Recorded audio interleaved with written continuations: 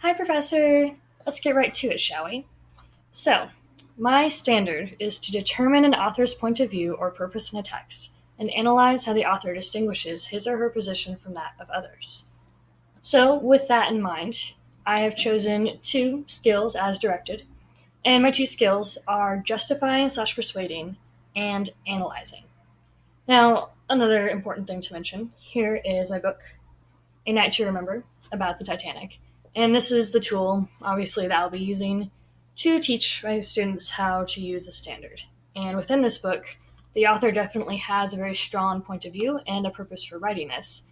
And within the section I've selected for them to read, he deliberately sets himself apart from other sources of information, especially at that time period about the Titanic's tragedy.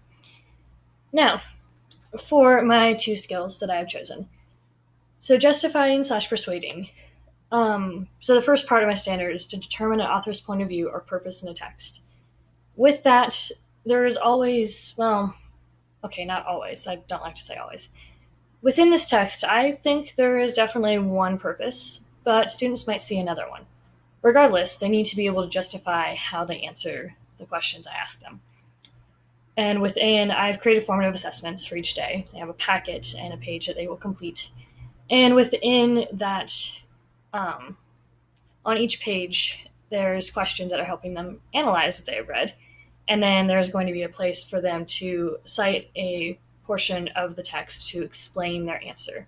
And then they have to justify the quote they've chosen. They can't just take a random quote from the text and be like, here we go. Now they have to explain how that helps justify their answer. So they have to justify their justification. They're going to be doing a lot of justifying. Now, the reason I have chosen this skill, aside from the fact that it lines up pretty well with my standard and my book, would be their age. So they're seventh graders, meaning they're around 12.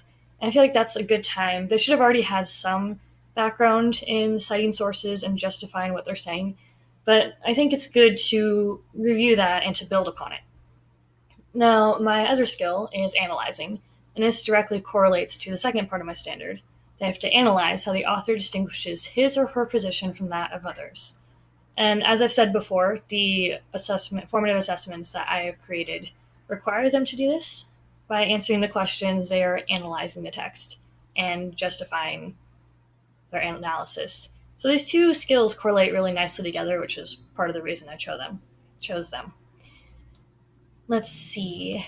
So, for how I'm going to introduce these. So initially, I like to use direct instruction because I feel like that avoids a lot of problems, especially when you're introducing anything new.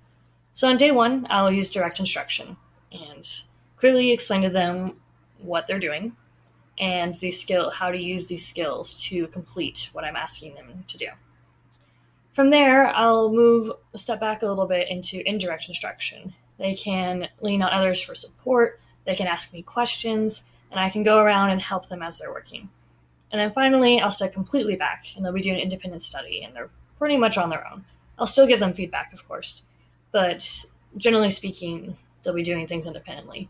And it's going with that idea, I do, we do, you do.